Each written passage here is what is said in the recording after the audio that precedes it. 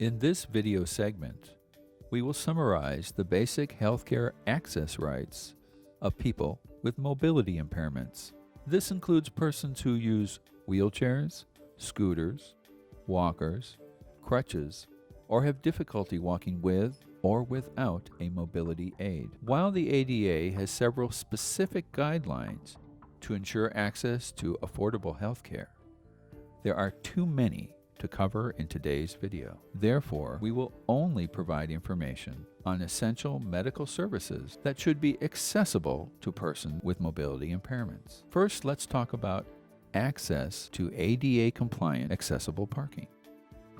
All public accommodations that offer parking of any kind are required to have designated accessible parking spaces for persons with disabilities. In fact, medical facilities require additional parking spaces. For example, hospital outpatient facilities are required to have 10% of their patient and visitor parking spaces be accessible. Rehabilitation facilities, on the other hand, that treat mobility-related conditions and outpatient physical therapy facilities are required to have 20% of their patient visitors' parking spaces be accessible. An accessible parking space is a standard parking space adjacent to a 5-foot wide access aisle between the parking spaces. A van accessible parking space must be 11 feet or 8 foot wide if it is adjacent to a 5-foot wide access aisle. The path of travel from your accessible parking space into the building to the location of your healthcare appointment, including all public areas, should be fully accessible and free of barriers of any kind.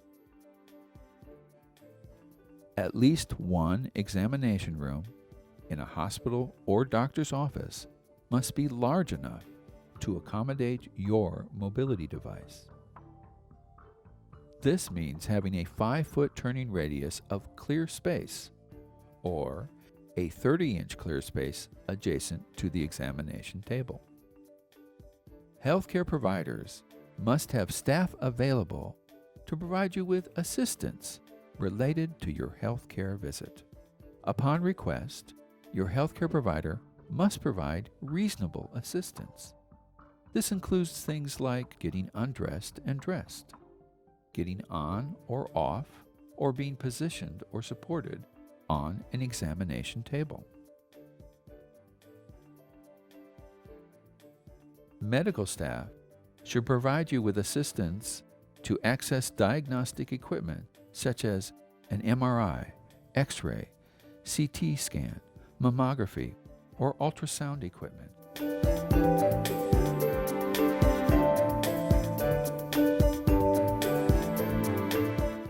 To be in compliance with the ADA and to protect his or her staff from injury, your healthcare provider must provide staff training on proper lifting techniques or have accessible equipment. Accessible equipment includes an adjustable height examination table or chair, or a ceiling or floor-based patient lift system.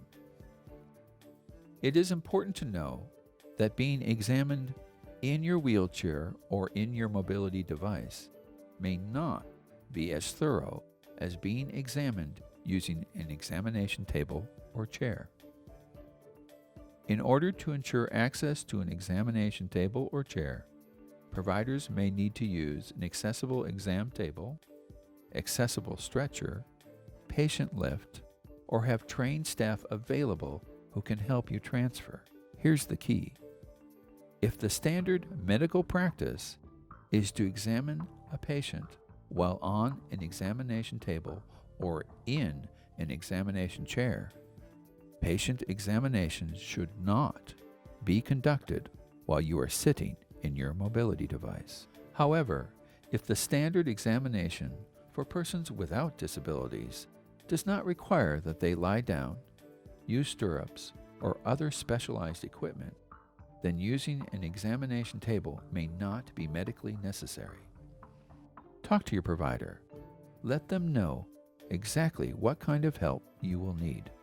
A patient's weight is essential medical information used for medication dosage, diagnostics, and treatment. Medical providers should have an accessible weigh scale or bed in working condition.